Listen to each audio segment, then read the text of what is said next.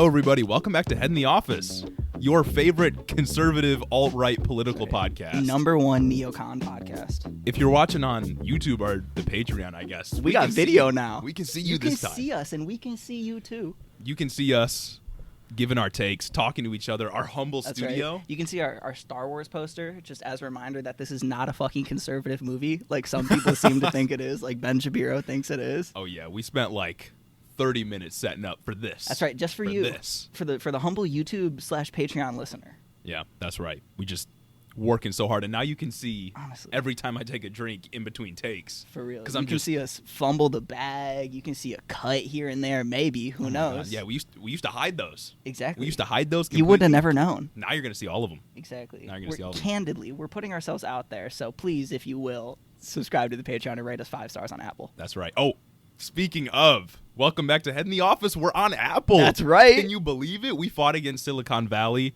and fought we against won. big tech. And we won. Exactly. Defeating the FANG companies. Yeah, so you can leave a 5-star review on Apple now. But first, we're going to talk about a couple of things this episode. First, we got to cover Trump's speech in Arizona. Hell yeah, brother. We're going to cover new regulations with the Delta variant, the January 6th commission, Nancy Pelosi with her god-awful take on student loan forgiveness, and Simone Biles dropping out of the Olympics. And don't forget, Ron DeSantis having a great time in Florida. True. Ron DeSantis given really good executive orders in Florida. But we'll get to that towards the end. Oh, yeah. Loaded pod today. But before we get started, make sure to leave us a good review on Apple now that we're finally on there. Please, begging you, bro. Show us some support on the YouTube and the Patreon. Become a patron.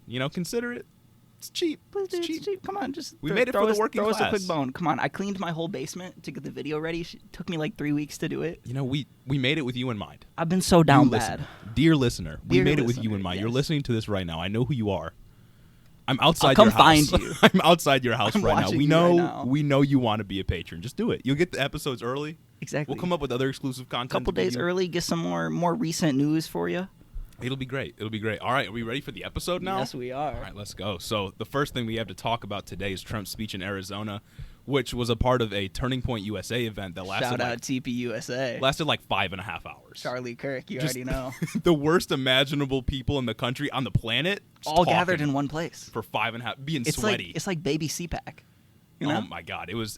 I mean, Trump got sweaty. Oh my, you noticed that shit was so dude? bad, about 30 minutes in, dude was sweating like crazy. But nah, this dude talked for 2 hours straight, said absolutely nothing. I don't know how he does it. If I had to summarize it, it'd probably be the greatest hits.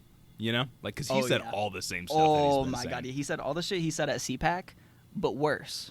Yeah, I mean CPAC was pretty bad, but I feel like this was really bad. He really ramped it up, especially towards the end. For your listeners, we could not do the whole thing, right? Us individually. God. So Jeremy took the first hour. I took the last hour. I swear to God, the last 5 minutes of that speech, bro is screaming. It's really bad. Bro sounds like Palpatine at episode 3, you know what I'm saying? We got some high tolerance for bad political content around here. I'm on conservative Instagram all the time. Yeah, we can watch some pretty foul stuff, but this had me tired. Yeah. I was struggling to get through this. And I got through my hour, but honestly, it was tough. Mostly because it's kind of boring now. Yeah, it's all the same stuff. Nothing he says is super consequential anymore, in terms of he's not the fucking president anymore. Right. It's still his party, but he was putting some riffs in there. But we'll get to that later. That Axios, remember that Axios oh my God, he had yes. with Jonathan the Swan? Second one? The pandemic one? Yeah. Oh, bro. That one was it was 45 minutes, but I loved the whole thing. It was really fun to watch because they're both just going at each other the whole time. He's like, come on, Jonathan. Take it easy on me. And he's like, just no. basically calling him dumb. Mm-hmm. Yeah, it was a good time. Anyway, the beginning of this speech was basically just a huge ramble. I had trouble keeping track of where he was trying to go. Yeah. It was really rough. He started off with quotes that were similar to "No one has done what we've done in 4 years, the greatest economy ever," which is really funny because what happened to the economy when COVID hit? Oh, shit crashed. Yeah, you can't talk about having the greatest economy ever when everything just collapsed with your last year. And he made it worse. He made it so much worse than it had to be. So much worse than it really had to be. Yeah, it was really bad. And when he was talking about COVID, this is a real quote. He said, "Zoom will never replace the real thing." And everyone lost their mind. Bro, just applause, just thunderous applause. Just thunderous applause for everyone that hates Zoom. I hate Zoom too. I hate using Zoom. Fucking online college, the worst. Yeah.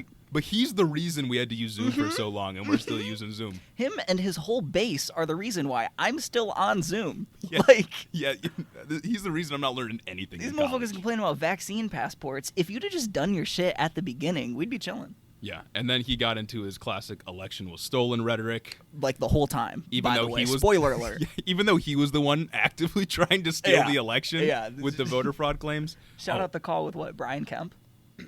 Yeah, No, yeah. he's like, why don't you that find in here later on, 13,000 votes for me? Just find them. Yeah, okay. his whole speech was based around like Arizona is doing an audit into the election results, and that's a really good thing, which is really funny because this is the same thing he tried to get Georgia to do, and Pennsylvania, and Michigan, and Wisconsin, and now Arizona, also, and they're not even really doing it. It's just the senator saying like, we got to investigate. Let's not forget, this is like the 5th audit that Arizona has been through, or like the 5th like election security measure they've gone through. They have wasted so much taxpayer dollars, which they love to talk about unless it's something like this. It's, oh, you want free healthcare, oh, you want free college. I'm not paying for that. Yeah. But you will pay for my frivolous claims that the election was stolen. We're talking about in the millions. They are wasting money each one. in the millions. Recounts are fucking expensive. And I'll get to this later on, but he starts talking some shit about routers. He's like, we got to get those routers. Like internet routers? Yeah, internet routers. He's like, well, once you get the routers from the polling stations, you'll know everything you need to know. We need those routers. And they're like, they're just not giving up the routers. Maybe it's because that would cost like $6 million to replace all of them. It's like he could also just subpoena the internet service provider, which monitors all the data that goes through the routers. Yeah, but dude's like 2-70 in court. Like, dude's got like 70 losses. Facts. Anyway, one of the things I thought was really funny, which got a huge boo, was when he started talking about open borders. For real? Yeah, he started talking about open borders. He said Democrats like can't win without cheating, so they need to open up the borders. Little bit of a white replacement theory. Yeah, classic. To complete the speech. Yeah. No, it was really bad. And I don't know where he's getting this idea of open borders from. I guess it's just the classic Republican fear-mongering. It's just the classic Republicans just nobody actually wants open borders. Oh, not even a Bernie single doesn't person. want open borders. Yeah, and he's like the farthest left person we have. Yeah. At least in the Senate, we know that. Maybe someone in the House, but none of them want open borders either. Look at Vice President Harris and even President Biden's Do not recent come. speeches in other countries. Do not come. With the southern border saying, don't come to our country. Like, Exactly. come on. No one's talking about open borders. Same things happen. And then later on, he talks about how, like, God, we ended catch and release and shit. And it's like, dog, we're just catching them and detaining them still. Like, it's We still still the got same overflow fucking facilities. thing. Like, Yeah, no one is getting released in the country. I can tell you that right now. Yeah. But he keeps up this theme the whole time. Like, immigration, it's funny. Immigration isn't even one of my most knowledgeable debate topics, but we talk about it so much. Oh my God, yeah, literally. It's been a topic in every episode, but it's not even like one of the things I talk about the most. Yeah, no, that's it's a very important issue, but like it's just been in the news so much right now because that's all they can talk about because that's one of the only things. Well, it hasn't functionally changed, but it's changed marginally. It's changed enough for people to notice some things, so you know they're going to take it and run with it no matter what they can. Yeah, I don't understand though, like how people are so afraid of new people coming into the country. Yeah. They are overexploited and they take less out of the economy than most American citizens do. They literally can't take anything. The ones that are here actually, like, I hate to say it illegally because it's not illegal. It's a civil infraction to cross the border, without your possible shit. So, like, I hate to use that term. But, like, even the ones that are here like that or undocumented, they can't take anything out of the system because if they go to take anything out of the system, they'll be flagged and deported. Yeah. They have to get fake social security numbers to be able to apply for jobs. And even within those jobs, they can't take anything out. And even more than that, they can't advocate for themselves in the workplace in any capacity. Yeah. Like when they know they're being underpaid like $4 an hour, they'll get shit on. They can't call up the labor department in their state and say like, hey, I'm being underpaid and overworked, because then they'll just get deported. Exactly. They can't fucking unionize. No, they can't unionize. They can't advocate for themselves in any way, shape, or form. Once they get flagged by the government, they're just out. Exactly. And all they do is add to the economy. Yeah, that's all they do. They add to the economy and take very little all out. They do is they literally they can't. put in tax revenue. Yeah. That's it. They can't even apply for public housing. Like they can't apply for any of the shit. A wealthy Texan is taking so much more out of the economy than a immigrant is. Oh my God, an literally. An abuela. They're all abuelas, dog. I'm telling you. Anyway, after the open borders thing, he did this really funny thing where he called all of the media that covers him the lying media and then pointed directly to the C-SPAN camera. Right, You're the lying media. You guys are supporting the lying media. Not us, though. Like, this shit's only... I could only find it on C-SPAN. Yeah. I couldn't find it I on couldn't YouTube find it or on anywhere YouTube. else. I tried for like a minute so to did I. find it. I can only find clips, but it was in its entirety on C-SPAN. And then he's calling C-SPAN the lying media. It's like, dog, they cover everything. Yeah. Literally everything. No, literally, it's just live streams of the Senate most of the time. Yeah. All right. And then, as I mentioned, he was really there to just get Arizona voters to coalesce around the idea of Arizona doing an audit that'll overturn the election results in his favor. And then he started thanking a bunch of Arizona Republicans for attempting to do what I just said, overturn a Democratic election. And he kept saying it was the same theme of like, this isn't me. This is the Arizona Republicans. Come on. I'm not doing involved it. in any I way. have no hands in the pot. Right. He's like, I'm not doing anything. He said, as I if have he nothing doesn't, to gain from this. As if he doesn't publicly pressure Republicans to go along with his election lie every single time. Yeah. Like, we just talked about this before we started recording, when he called the Georgia Secretary of State and, like, threatened him. It was like, you need to find those votes, the exact votes that I need to overturn this election. And it's as if, like, even later on, like, in my hour, he even called out the game. He said, I have so much influence in this party. I make a call, you get elected. How is anybody going to go against you? Nobody what the can. fuck? Nobody can. And those Republicans that were there, they're so funny. Like, the elected officials that were there were just cheering him on. I was going to say, there was this one chick. I don't know if she was yelling in your hour, but I could tell there was this one chick and maybe, like, 2 other dudes that were in the crowd that would just, like, yell. Every time he mentioned, like, Marx is like, get him the fuck out of here! Shit like that. They were just screaming. I think some of those screams were, like, the elected officials. No! Because there was a couple of times, what was his name? Like, Borelli or something? Whatever dude he kept saying, like, I love this guy. I'm not well-versed in the Arizona State House, you know? I'm not well-versed in Arizona politics, but this dude, like, Borelli or whatever, kept screaming like they cheated, and like get him out, like stuff like that. And I'm like, you elected this dude, and he's out here screaming. Bro's a hog at a Turning Point USA event. Like, you should be an event for like college kids and shit. Mm-hmm. Yeah, and then ridiculous. After he did some shout outs, like some like thank you for helping us, you're a patriot kind of thing. Yeah, he did some bad shout outs. And he called directly. He called out directly the Arizona governor, Doug Ducey. He said he doesn't do a damn thing for you. Oh my goodness! And I think it's because he was like, "We're not doing an audit" or something like that. I don't even know what he did really, but all he said was like, "Anytime Ducey comes on stage with me, all he does is get booze. He's not popular, and he's not popular with me." Oh my God, bro's a rhino. Bro's a rhino, and he's like, "You know what? Okay." All right. Like, who is this really impacting? Like, for real? It's just more of his like strongman politics, of him just ostracizing anyone from the party that goes out against him even a little bit. All he knows is shows of force. Yeah, that's it. Like this happened with Ron DeSantis recently, when he just like poked his head up above the trench, just to be like, maybe take the vaccine. Bro got sniped. And dude got domered immediately. Immediate domer. Dude immediately got shot. That's a kill cam right there, baby. Yeah, Trump immediately was like, he's a coward. It's like, this dude has no remorse. Like, Republicans get out, and it's not like, get out from Trump's vaccinated. They're all fucking vaccinated.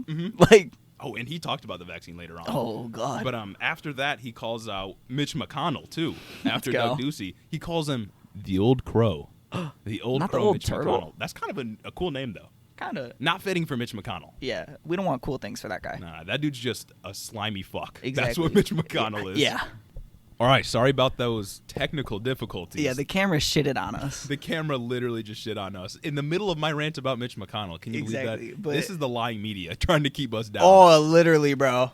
But we got a new camera now. That's Gage's iPhone. It's the iPhone camera. Shout out Apple. Sorry, Tristan, the camera just didn't work out. I know you wanted it, but to. Like low-key, not shout out Apple though. You know what I'm saying? Low-key, not though. Anyway, where was I? How can I be a socialist with iPhone?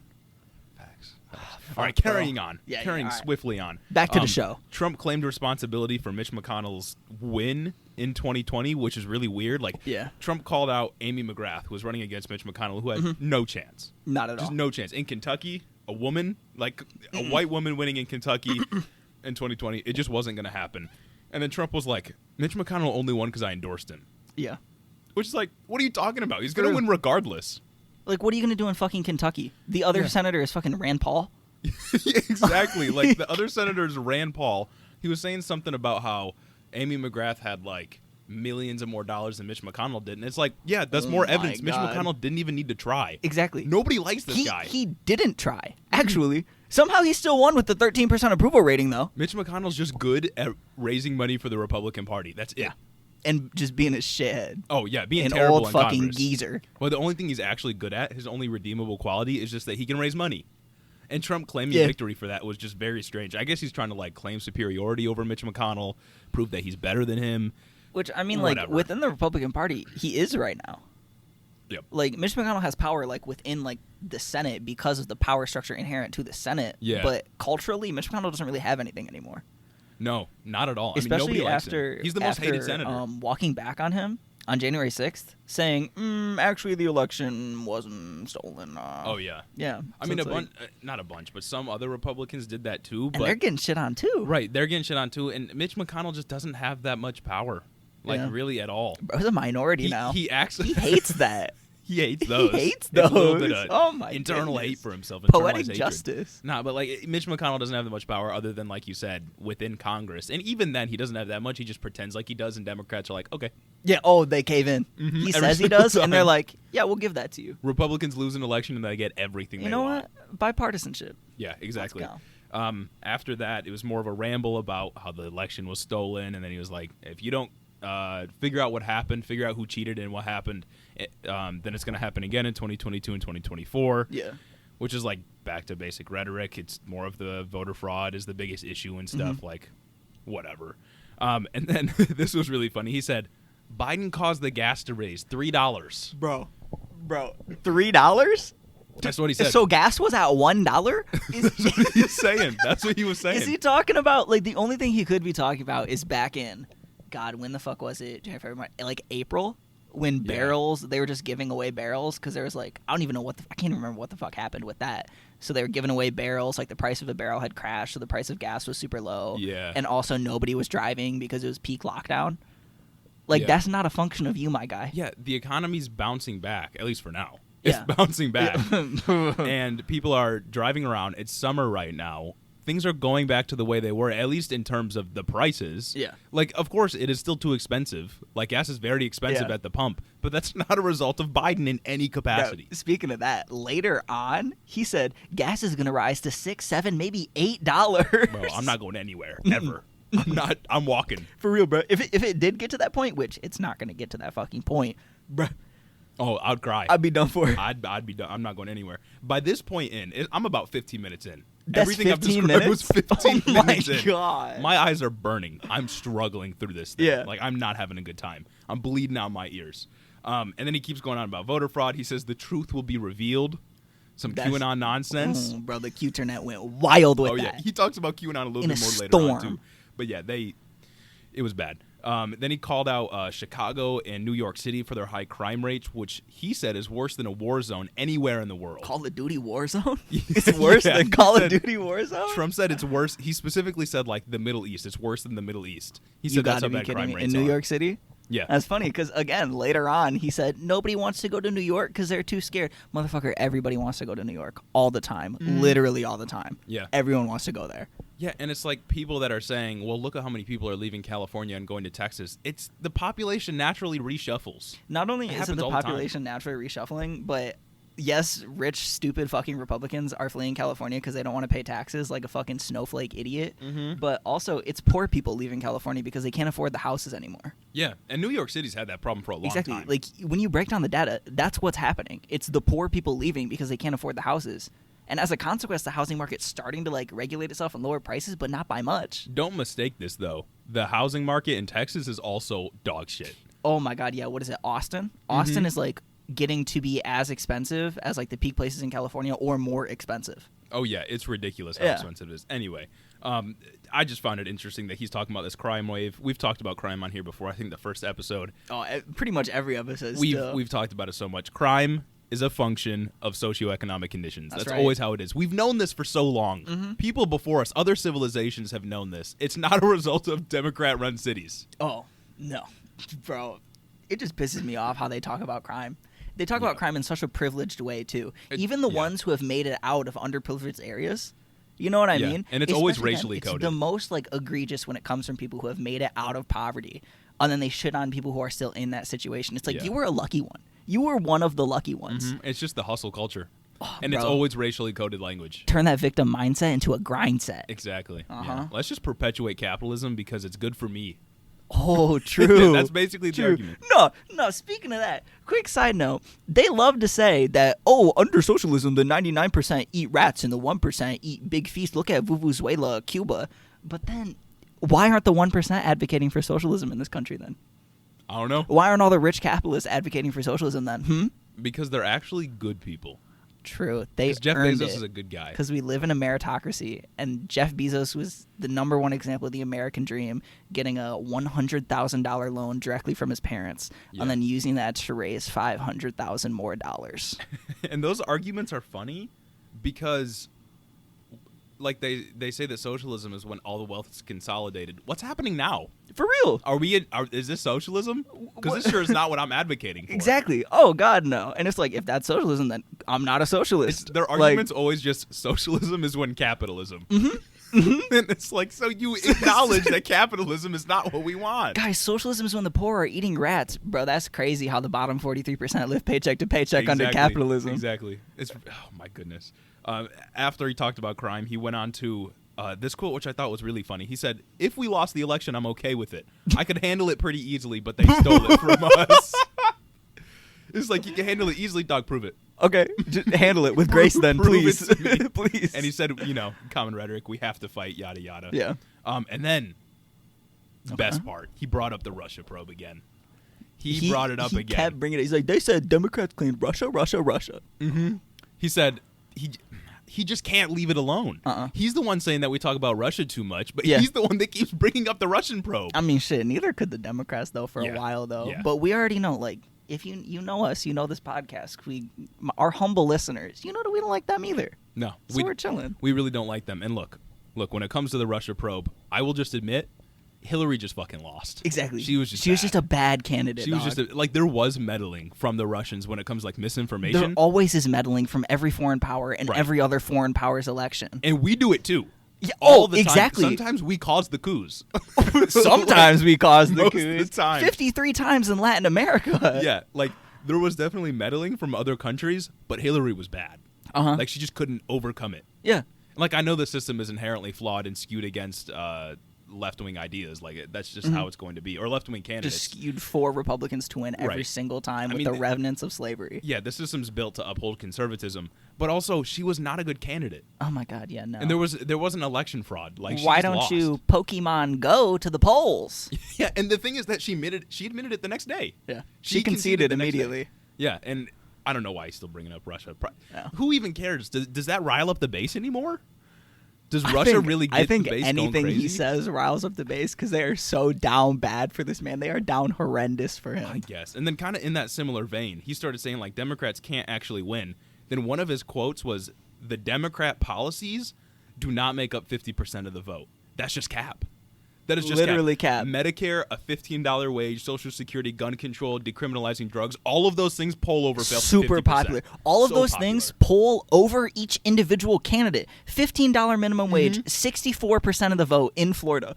Much more than President Trump and much more than Biden. Yeah, what was the difference there? The vote margin of like 3% between Trump and Biden? I can't remember exactly like what percentage each of them got, but I know that $15 minimum wage beat them both out by a landslide. Yeah, exactly. These policies are popular. The disconnect is that people don't trust Democratic politicians, and me neither. I don't blame them. Me neither. Like, what do they do? Look at fucking Joe Biden. Yeah, exactly. First episode, back again, came up on left-wing economic populism, does nothing once he gets in office. And then immediately after that, he's saying, like, you remember when he was talking about how people brought in, like, crates of absentee ballots when no one was Oh, my voting? God, yeah. He started talking about that again, and then he was like, no way Biden's getting 95% of all the absentee ballots. It's like, yes, there is. Yeah. Maybe it's because he undermined people's trust in absentee ballots for months leading up to the election. Maybe because he told his base not to vote by mail. Yeah. So they didn't. He started that rhetoric in April of 2020.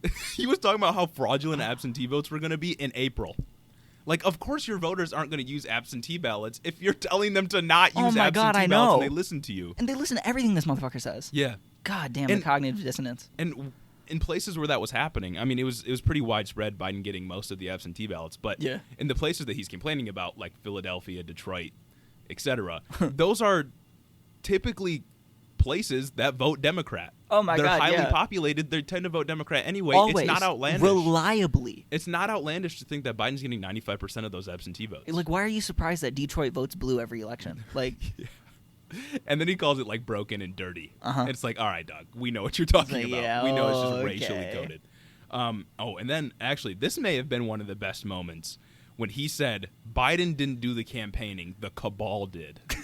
He's literally. I mean, that's just QAnon, right? Like, what else could that mean? 100. Throwback to when he claimed to not know what QAnon was in the that town hall. What replaced what would have been the second presidential debate, the town hall with Savannah Guthrie. Yeah, I remember. Bro, Like, he said, I don't know what that is. It sounds good. They're against pedophiles. Like, bro. What else would the cabal be referencing? Nothing. It's either QAnon or just Jewish people. I mean, it's got to just be QAnon. It's one of the two. I mean, both of which are just anti-Semitic. Yeah, but like, they both boil down to just right, anti-Semitism when we get down to it. But it's got to just be QAnon. I don't know what else. 100%. No, you don't use that language for no reason. Yeah, exactly. And then he started talking about Hunter Biden's laptop from hell. Oh my God! It's the same thing just over drop and over it, with bro. these people. Nobody cares about it anymore. Literally nobody cares. Like, I think they tried to weaponize Hunter Biden's laptop in the same way they weaponized Hillary's emails. Yeah. In 2016 versus 2020. It's like, but it's not nearly as effective either. Because one, Hunter Biden is not involved at all in the administration. Like all of the Trump kids were. Shout out Jared Kushner bringing peace to the Middle East. You know what I'm saying? Jared Kushner. Yeah. A pod favorite. Friend of the pod favorite, Jared Kushner. That's right. That's friend of the show. That's my guy right there. Yeah, Hunter Biden is not involved in the administration. No. And most importantly, he wasn't the fucking candidate like Hillary was. And there was some fucked shit in those emails. Oh, like, oh my, she's just bad. She's a horrible person. She is a bad politician. Someone we are not a fan of, if you can't tell. Yeah, no, not but at all. Her husband, though, shout out her husband getting head in the office. Oh, thanks. If you didn't connect the dots yet, head in the office is a reference to some famous president's impeachment. Yeah, not that. Let you figure that out. Bill was that great either as a president, but that's kind of a dog move, you know. Yeah. Shouts out. Anyway, they talked about he talked about Hunter Biden's laptop as if anybody cares anymore. I think he's just throwing everything out that he can think of, honestly. He did. There's not one thing that this dude left out. Now, and I have in my notes here that this is going to make Gage mad. No way. Because we've talked about this before, and I know it makes you mad. Okay. But you know what he brought up? What did he bring up? Biden stopped the Keystone XL pipeline. Are you fucking kidding me? He said that. He said Biden stopped the pipeline, as if those jobs already existed. Dude, no, it's the jobs didn't exist. And then it was, 63 jobs were going to be there to like maintain the pipeline throughout its life. That's it. All of the other jobs were just gig jobs. Yeah. And that's a whole nother issue, the gig economy. Yep. Like the gig economy is very bad. Honestly, good thing that we're not supporting that. They're just going to find another fucking gig. Yeah, These are all independent contractors. Nobody lost anything. Nobody lost a job. And through the gig economy, nobody gets fucking benefits. So nobody lost health care. No one lost child care. No one lost any of that stupid shit. Yeah. Not even that. Not like... Regardless of the jobs that they claim to be lost, it was also awful for the environment and bad for indigenous land. Oh my God, I know. It's the not in my backyard crowd, you know? Exactly. Just pushing it into I knew it, bro. I knew it would make you mad. It's the gig economy too. Yeah. It's so fucking stupid. Yeah, those jobs did not already exist. They were mostly going to be seasonal. Like exactly. They were going to be done after it's done. Exactly. Like they were going to work on it and then they were going to move on to a different thing. They're independent contractors, or they're working through like independent contracting firms. Yep. I'm sure they have another job lined up that they're also being exploited by. Like if you want, literally, if you want to worry about them losing jobs, why don't we fix the systems? Like, why don't we fix the structural violence of poverty that forces these people to like get out there and find a new job as quick as they can, or else they'll die? Gage, they can't say that. True. Because if they say that, then they give away the game. They can't mention that. Just poverty constantly has a gun to your head, and you cannot do anything. You can't leave your job. And oh my God, even this thing, because like, so I've been doing this a little bit of learning. You know what I mean? I learned that if you are switching jobs like too quickly, if you can't hold down like a job for 2 years, and say you have 2 to 3 jobs within 2 years, interest rates on loans skyrocket. What? Yes. How do they know? Oh, the banks know. The banks ask for that. If you don't have if you're switching jobs like quote unquote all the time, your interest rates skyrocket because you don't have technically like a stable income stream. That's so predatory. That's such an impediment on the labor market, which they love to talk about. They love fucking markets.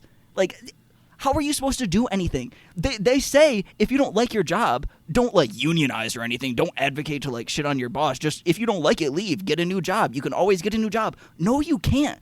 Because if you do get a new job, maybe you'll have marginally better wages. Whatever loans you take out, say you want a mortgage, say you want a car, it's not going to matter. The wage increase isn't going to matter because your interest rates are stupid and they're already predatory. And that also flies in the face of like the whole pull yourself up by your bootstraps Literally. idea. Because you can't. You're saying pull yourself up by your bootstraps, but you can't switch out of your minimum wage job and still get a house. Yes. Or get a car. Like, or make just any get other a new job. Or go to school. Literally. Like, you can't get loans to go to school because they're just going to be like, student loans are already just like stupid interest rates. Like the student loan interest rate is above the market rate. Mm-hmm. It's like 7, 8, 9% in some cases. Mm-hmm. No, what the fuck is that about? Oh my you're already God. broke. When you're already broke and shouldn't be making Exactly. decisions. College is literally a racket, bro. Yeah.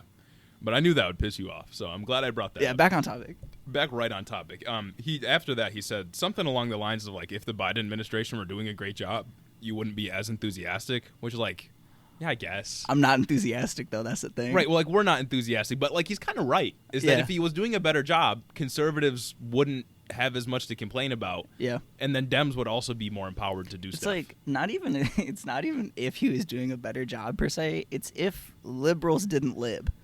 Yeah. For example, somebody, I can't remember exactly who, I can't remember their title, but they're like a prominent figure in some community, came out and said that parents should be wearing masks with their kids at home so that they don't transmit shit. And it's like, come on, dude, you're feeding the outrage machine. Yeah. You're literally just, you're hand feeding it. You're just giving them things to be mad about to galvanize the base. Like we talked about last week with the dude that's like, now there's a black kid who's not going to pick up a gun and kill somebody after seeing the Jeff Bezos space launch. It's just they say the stupidest shit, and it's like, no wonder conservatives are getting you all They're the time. just feeding takes. Like, we give them the talking points. They don't even have to make them up. Like, what's the Heritage Foundation doing? Nothing. Exactly. Critical race theory. Making the country worse. Yeah. Good Lord. All right. Now we're about to speed run some COVID takes real quick. Okay. First thing he said was, I made the vaccine in a few months. They said it would take 3 to 5 years. And then everyone lost their mind. Tremendous applause. Let's fucking go! But none of them trust the vaccine. Oh, no, because it was made in less than 3 to 5 years. Right. Right. No, that's the exact argument. Is they say that, like, oh, it was made too quickly. It's not fully FDA approved. Like, then Trump they're also did that, my Trump did a baby. great job, though. Yeah, Trump, great guy. Which isn't my guy. And then all the people that are peddling these conspiracy theories about COVID, are they themselves vaccinated and protected from the virus? At least a little bit. Yep. Like, oh, good Lord. And then he went on to say, we did a great job with COVID-19, and I would say that about 500,000 people disagree with him or so. Yeah. And then, Yeah. oh my goodness, my notes are just messing up. That's and then he all right. went on to say, he pointed out that a lot of people were talking about South Korea. Okay.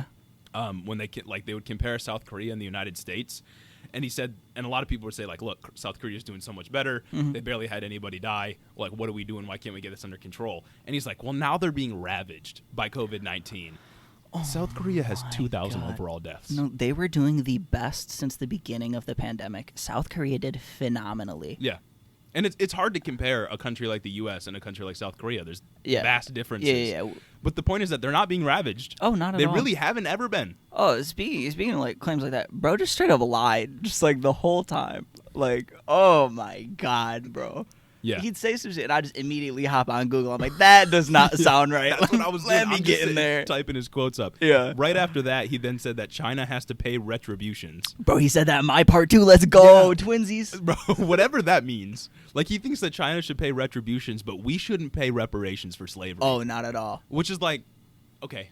Yeah. Like, it's just the logical inconsistencies. And then he turned right back around to voter fraud. Said something weird about 168,000 people. Yeah. Actually, no. He said 168,000 votes were fake and printed on fake paper, which is just, like, factually untrue. Is that related to the people saying that there's like bamboo particles within the paper, and so that means that these ballots come from like China or some dumb shit? I have no idea, but I looked it up. I had to look a couple things up Oh, after same, he said it, right. because I was like, where is Same. this coming from? It's just factually untrue. So many like news sources have fact-checked Oh, it, yeah. and they're like, you're wrong. And even if the result changed in Arizona, it wouldn't matter for the Electoral College.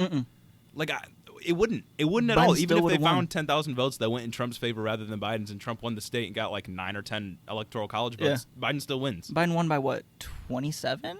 I don't know. It was like 332 to whatever the opposite would be after that. After you take that out of whatever the Electoral number is. college is stupid anyway. So Yeah, exactly. It actually doesn't matter. it's literally And then he said the courts are going to do a lot. And like I said earlier, dude's like 2-70 in the court. Facts. Like, he's not winning anytime soon. He started talking about the routers. The polling stations haven't produced the routers. Does he know what a router is? I don't know. I don't think he does. I literally like. People his age do not know what a router is. Oh, God, no. People his age don't know what the internet is. No, and I think it's just like, It's just the kind of buzzword Trump would use, you know? Oh, 100. It's something that makes him sound smart. Yeah, you know, talking about routers, and he's like, they're not producing the routers, and yeah, it's like maybe if we look at the router, maybe if we look at the wires running from the routers, maybe we can extract some information from that. You know, maybe they're not producing and giving the routers away because that would cost millions more dollars. Oh, 100%. To replace all of the routers in every polling and they have location. already been just draining millions and millions out of the my God, out of their funds. And the audits are costing millions of dollars, and they just don't care. And then Trump went on to make some point about like how all 75 million of his votes were not fraudulent, not a single one, but all 81 million of his Biden's votes were fraudulent, which is like, what? Yeah, he keeps talking about how well, he didn't necessarily say it in my part, or I don't know if your part, but I've seen him say in other like speeches, other media, other whatever, that how could Biden have the most votes in history? Like, how could he do that? He's so boring, whatever. It's like, motherfucker, you would have had the most votes in history if Biden didn't win. Right, exactly. Like, but it's okay when it's him because he's really cool and he's a strong bull. Right, that Donald Trump is a strong ox. Strong, like, yes, he's as healthy as an ox. Oh my God. Like, he's peak male specimen. This is how you know Donald Trump doesn't actually care about voter fraud, because every single state he talks about investigating are only ones that have turned blue. Mm-hmm. It's only Michigan, Wisconsin, Arizona, Georgia, and whatever one. They aren't even going that hard on like Michigan voter fraud wise. What they are going hard on Michigan for, I noticed because I was watching Hannity the other night. God help my soul, right? And they're throwing Whitmer in with like Cuomo and Newsom now. For what? Just like when they're shitting on like Democrat-run places, Democratic governors, Whitmer's up there with both of them. Is it just because she's a woman? I would imagine it's because she's a woman and also because of her like COVID protocols and shit. Like Cuomo's pretty awful. Cuomo's awful. Newsom's also awful too. Newsom's not very good, but like Gretchen is all right. She does okay. Yeah. Oh, shouts out update for like however many fucking people listened to last week's pod when I talked about the unemployment issue. Yep. That got resolved. The state came out and said that no one who they said has to pay it back has to pay anything back now. So that's pretty cool for all those people. That is really good. That's a really based move by the admin. So shout out Big Gretch. But I bet they're not doing anything to get people UI benefits now. Not at all. It's all like taking away the word search requirements back. It ends next month anyway. So it's also, like, we didn't come after you for these loans. You're welcome. Yeah. Also, like, eviction moratorium up 2 nights ago. As of us recording this? Yeah, people were protesting outside the Capitol with AOC. Yeah. I saw that. Whew, that's going to be a doozy. Not good. Not good at all. Not good at all. Right after he talked about the 81 million ballots for Biden being fraudulent, he said he started complaining about how the poll watchers were like told to leave. Oh my God. God. The Republican poll watchers, which also just isn't true. Yeah. All the poll watchers were allowed to be there. And he said like Philly poll watchers were kept. Which we proved in court. Yeah. Multiple times. Yeah, and he said Philly poll watchers were told to be kept 60 feet away. And they started saying, like, well, how would I read any ballot if I was 60 feet away? I can't even see what's being written on that ballot. I looked it up because I was like, where's he getting this from? The court order said 6 feet. Oh, my Dude just can't read. Or one of his aides his can't eyesight read. Is just going. And it says 6 feet, which makes me think it was just a COVID-19 thing. 6 feet was it's just social distancing protocols. Yeah, social distancing. That's the length that we use for all of our regulations. And it's like, dog, take the 0 away. Like, you're just lying. It's just not true. That's ridiculous, bro. Yeah. And then he started making a big deal about a bunch of people being purged after the election. He's like, why did we go through with an election and then purge everybody right afterwards? It's like, that's pretty normal. Yeah. That's pretty normal for a Secretary of State to just clean the voter rolls after an election's done because you can see who voted in that election. Exactly. And, I mean, it was tied in with the whole thing about how dead people are voting and sending. Bro, the only dead person that family voted members. was a Republican in, I think, Pennsylvania who voted for Trump for his dead mom. Like, right, that's what makes me laugh about all these cases is he brings them up, but most of the time when he's talking about dead people voting or sending in like your family member's absentee ballot, it's for Donald Trump. Yep. Oh my God, yeah. Oh, ridiculous. And then nobody's that excited to vote about Biden, I can tell you. Yeah. Like, I promise you, no one was excited to vote for Biden except for a couple of shit libs here in like New York, California, those places. Yeah. I'm gonna try to speed run the rest of this because this is fucking long. Got you. Yeah. I forgot how long this was. He made a. I already said the purging the election or purging the ballots after the election. He started talking about Democrats and cancel culture. He said Democrats are trying to cancel you from talking about the previous election. Oh my God, America uncanceled. Shout out CPAC Dallas. As if Republicans don't cancel people all the time. Literally. Like they tried to cancel Dr. Seuss. Facts. Like not that long ago. Facts. For making a decision in the free market. Oh my God, yeah. Because they got rid of some 6 of the books they consider to be bigoted. They keep trying to cancel Hasbro. Yeah, yeah, exactly. Yeah. Who cares for the potato head thing? For the potato head thing, and also I think something leaked, some Project fucking stupid Veritas thing leaked saying that Hasbro is teaching critical race theory in their diversity trainings, which is something that happens literally everywhere, right? Oh my god! And so I was watching this live stream for a figure reveal or something, and this dude was just spamming the comments. How about Hasbro stops teaching CRT and all this other stuff? And it's bro, just watch the toys, bro. Hell yeah! Just watch the toys get revealed, dog. My goodness. Then he said, one of the things that I love that he said was the Radical Left Democrat Communist Party. Let's go. Not an oxymoron. That's a hard name. Not an oxymoron at all. No, not at all. That's the hardest name I've ever heard for That's a party. pretty cool. Radical Left Democrat Communist Party. Put it on a shirt. That's so clean. I would wear that shirt. For real. Hey, viewers, make me a shirt that says that. Thanks. Send it in. The P.O. box that we have set up. Yeah, that will eventually get set up, maybe if we get some listeners. Exactly. He called 2020 the greatest crime in history. It's really? Really, bro? Worse than slavery? Worse than the Holocaust? Worse than the Trail of Tears? Yeah, you tell me this is worse than the transatlantic slave trade? Yeah, exactly. This is the worst. Worse than chattel slavery? This is what you're going to die on? This is that hill? Yeah, no, that's what he said. And my immediate thought was really? Out of all the atrocities? The Armenian genocide? Yeah, nah. It's 2020. That was the worst one. Okay. And then he said, like it or not, we're becoming a communist country. We're beyond socialism. Let's go. And he said we have no press to talk to. As if he's not on Fox News. As if or Fox he wasn't News, 2 weeks ago. As if Fox News isn't the #1 cable news channel.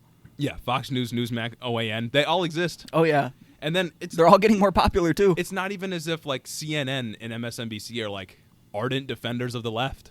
Because they're not. No, God, no. They're so painfully lived. They shit on Bernie throughout all of the 2020 and 2016 election. Throw back to when, was it MSNBC? They had an interview with Bernie, and they pulled up his, legislation record or whatever the fuck it was called, and they're like, you've only gotten this many pieces of legislation passed where you were the head sponsor. And it's that's not relevant. Yeah. Most people don't. You do realize that, right? Yeah, exactly. Most people don't get their bills passed. Most legislation doesn't pass. Exactly. And we have so many people. Have you ever listened to the Schoolhouse Rock song? I'm just a bill. Facts on Capitol Hill. Exactly. You realize there are 100 senators at a time. Yeah. And they're constantly rotating out, right? So, that's how that goes. MSDNC right there. Oh yeah. And then he brought up the Green New Deal and how he's buildings are going to have no windows. And I don't know where this came from. I looked it up, couldn't find anything about no windows. That's the same thing as you're not going to be able to eat a burger or fly in an airplane ever because AOC said so. Yeah, I don't know. The Green New Deal is literally just 14 pages, and it's just very light provisions, or not even light, but very vague provisions of what we could do to set climate goals for the future. And not even it is that, you're correct in saying that, but AOC and everyone has came out and said that it's just a starting place for an actual bill. It's just a starting place for legislation. It's just to establish goals. It was never meant to be passed on its own. It was meant to be worked on. Right. But that's a little too intellectual for But Green New Deal means no windows. I don't know where no windows, no burgers at all. No more cows. He's just making shit up. Oh, bro, tell me. There's a story he tells later on. Vehemently racist. Oh, oh my God, yeah, dude. Right after that, he went on an anti-trans sports player rant. Oh, about the Olympic weightlifter? About how trans women shouldn't be in sports, or he just called them men. He just said men. Of course. Men shouldn't be in women's did. sports. Yep. And I know that you have a part about that in your section too.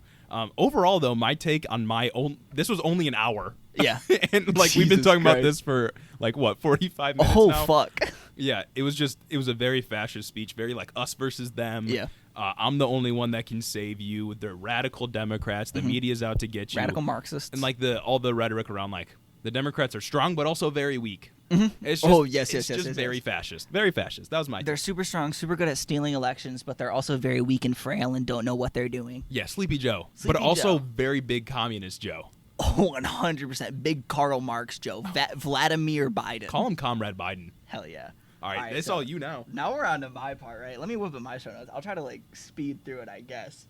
So this motherfucker said that women's rights is stopping men from competing in women's sports, which it's not, because trans women's rights are women's rights. It's literally not that hard, my guy. Oh my God, I didn't get to watch all of his rant about trans people in sports. Yeah, but I thought they hated feminism. I thought they hated the No, whole, literally. like, I thought they women's hated rights women's movement. rights. Exactly. Oh my god. But they're just latching onto it now because they think it's going to be politically popular. Like, dude, your base does not give a fuck about women's rights. Oh god, no, they don't give a fuck Especially about not women, trans bro. women's. Exactly. Like- they're all closet cases too. Yeah. You know, like they literally don't give a fuck about Also, women. trans women competing in men's sports, or like whatever you want to call it, trans women Yeah. competing in women's sports, like that is so insanely rare. It's It happens incredibly. so It's few on the times. fringes of any Exactly. case ever. And the people that do end up competing, the trans people that end up competing in the sport of the gender that they identify with, Yes, they as are they should. tested to ensure that they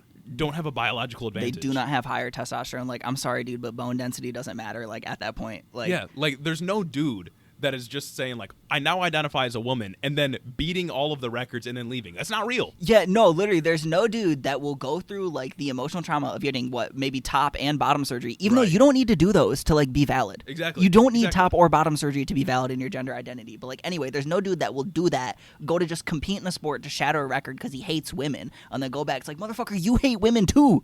Like, Yeah, exactly. Oh Nobody's my doing God. that. Nobody's doing that. Being a trans person in our society is already hard enough. Literally. I promise they're not looking to just like shatter every single record. Like- and even if they are, so what? Let them compete in the sport that conforms to their gender identity. for real, Who you fucking know, cares? we already have fucked ways of determining whether or not like it's fair competition. When you also have biological women not being able to compete in these sports because their natural testosterone levels are too high. Yeah. I'm sorry, but that's just a natural advantage Yeah. Why are you so afraid? You know? Like, why are Literally. you so afraid of trans women? because they're closet cases, low key. They realize that when these ideas get popular, that it gets more socially acceptable and more people are going to come out because it's okay to come out. It's just so disgusting how they talk about trans people. And it's not going to change. They're always going to weaponize this because for some reason it galvanizes the white, middle class, upper class base. Even yeah. lower class people that just don't know what the fuck they're talking about. There's a lot of bigoted people in lower classes, though. You Yeah, know, it's for like sure. those social issues. It's are ridiculous. Something else. And then right after that, he starts talking about Israel Palestine and stuff like that. He doesn't talk about it for long, right? But he said that the commotion in the Middle East didn't happen while he was president, as if Biden winning the election just signaled to the rest of the world to just start fighting. What the Like, Israel Palestine just started. Also, it just started a couple months ago. it's It's not been a happening- centuries old conflict. Right, I was gonna say it's been happening for hundreds of years. Yeah. It's been happening since before we were born, like through every presidency. Like Yeah, I don't want to no. hear this nonsense. Speaking of that, later on, he starts shitting on the UN Human Rights Council. He's like, all the Human Rights Council does is criticize us and Israel, and that's it. It's like, my guy. Yeah. Like, yeah. I was about to say yes. Have you seen what you've done? 100%. Throw back to a bomb the AP building. Throw back to our Highway of Death incident. Like, come on. Have you seen what us and Israel have done recently? Throw back to when we Or throughout labeled history? we labeled everyone over 15 an enemy combatant in Fallujah. Yeah, I Like, remember that too. All right, dog. Okay. And he's like, the crowd applauded him when he said that. Yeah. They're like, let's fucking go, war crimes. Yeah. So Gotta that love was him. really fun. And then he told another story flexing about how he got this one conservative elected. He wouldn't say who though. Like, I don't know why. I'm pretty sure he made it up. He got this one person elected to the House, in which he says this guy was so defeated before the election, like months before the election, he was just so down bad for the win. He thought he wasn't going to get it. He was ready to go until he attended a Trump rally. Oh, no. And that just invigorated him and gave him the power he needed to win his seat in the House. This is such cap. All because of the one Trump rally he attended. This is just a lie. He made this up. 100%. No. So that's fun. He made that up. Yeah. And then he used that to say, oh, because the most important part of the story is when he said, and then that conservative won their district, but I lost their district. So that means the election must have been stolen. Oh, no. Wait, but was only half the ballot fraudulent then? Facts, bro. Was only That's half of it fraudulent? Same energy as stop the vote, count the vote. Like, Right, exactly. I remember Marjorie Taylor Greene got caught on camera one time. she'd been caught on camera doing a lot of things. One reporter came up to her and was like, so you're saying the election was fraudulent. Does that mean that your election was fraudulent too and you shouldn't be appointed to the House? And she was like, no, it's just the presidential election. Yep. And then they started coming up the with same conspiracies that like people are cutting ballots in half and gluing them together with like fraudulent ones. And Bro, it's like, what are you talking about? You know that they could just vote split ticket, right? Yeah. Some people just vote split ticket. A lot of people do that. Yeah. Oh my People God. must have based on the election results. No, literally. So that was a really fun story that he definitely made up. And then he starts going on this rant about how we need to fire the, quote, radical Marxist Senator Mark Kelly, astronaut Mark Kelly. That dude is right? so far to the center. Yeah, and so, like, I didn't even know much about Mark Kelly going into this, right? So I did a little Googling. I was like, Mark Kelly, like, and I found this article where apparently when he was running in the special election in 2020, his opponent called him a radical socialist. Naturally. As they all do, because no matter what you do, like, in the Democratic Party, you're a socialist. You can be literally right, like Joe Biden, and they'll call you a socialist, exactly. right?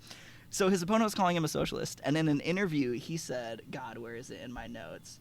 So the article said, when confronted about whether or not he was the socialist sympathizer his Republican congressional opponent claimed he was, he states, and I quote, I am a capitalist. I started a small business in southern Arizona, a business that's creating jobs, good paying jobs. So that does not describe me in any way.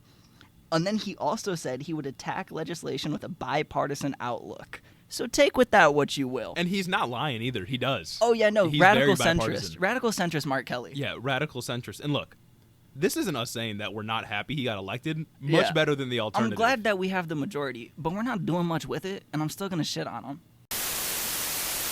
Shout out to the video watchers on this one for a little quick technical difficulty again. You know we're down here in the basement. The heater's going off at random times, so we're just going to This is your reminder cut to that out real quick. donate to the Patreon, become Exactly. a patron, and get us out of the Get us basement. out the gutter. Get us out the gutter. You already know. So then, back to my next topic.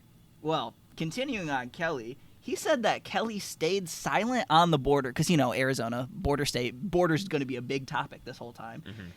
Kelly stayed silent on the border when, in fact, he has not stayed silent on the border. That is his most reactionary position, actually. Oh, no. I looked it up, right? Because I'm like, I wouldn't be surprised. And, I was right. So he's been very loud, citing the situation as a crisis that shouldn't continue to fall on the shoulders of the Arizona communities. Holy shit. Yeah. Yeah. Wow. His most reactionary take. He is most definitely not silent on the border. Yeah, and then I was doing a little more digging about his position, and he's literally just grifting about it. Well, I'm sure he has a little bit of xenophobia in him, though. You know, a little bit of the MS-13 gonna come rape your mom vibes to him. Yeah. But he's just doing it because of political pressure because he's facing re-election in 2022.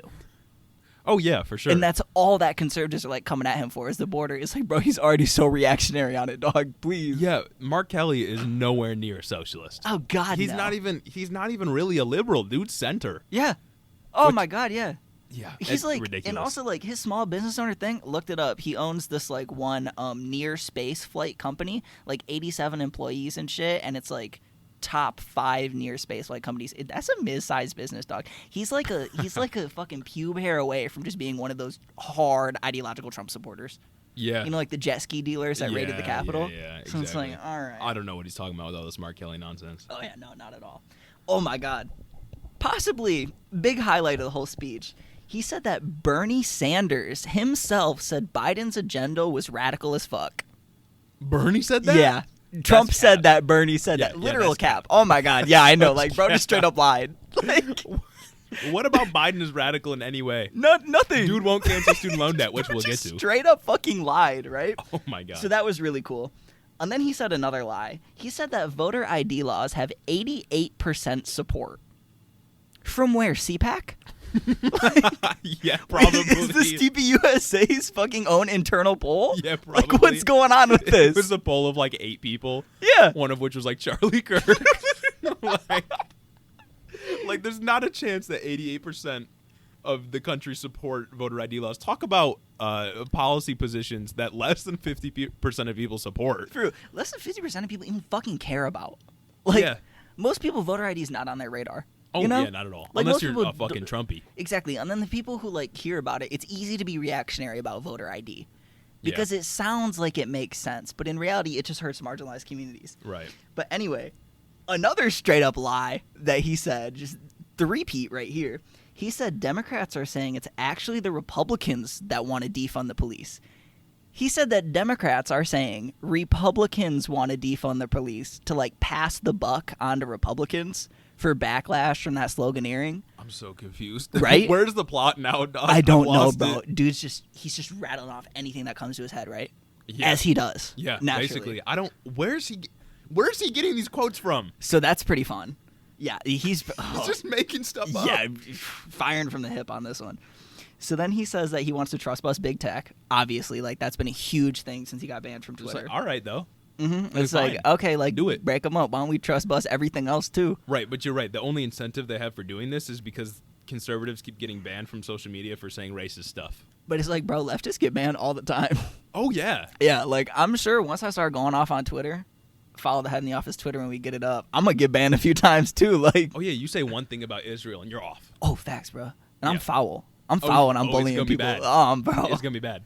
When I bully reactionaries, it's over, right? And then, like, overall, a lot of fascist border rhetoric. Here are some, like, direct quotes from him. Quote, Joe Biden has utterly demolished the border, end quote. Another quote, millions of people are coming into the country. Millions? Classic. Millions of people.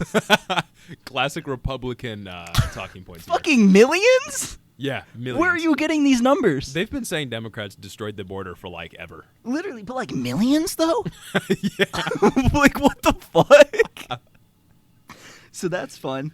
Then he said, we took out MS-13 gang members by the tens of thousands. What does that mean? Are there even 10,000 MS-13 gang members Probably not. What's in he the talking world? About? What's he talking He's talking They about just- deporting them. Like, No. we got... Okay. Yeah, we I got thought he just meant they tens just- of thousands MS-13 gang members out of the country. I thought he meant they just, like, fucking domed them. Oh, Just my God, executed bro. I them. wouldn't be surprised. I excuse them abuelas while they're at Jesus it. Christ. Yeah.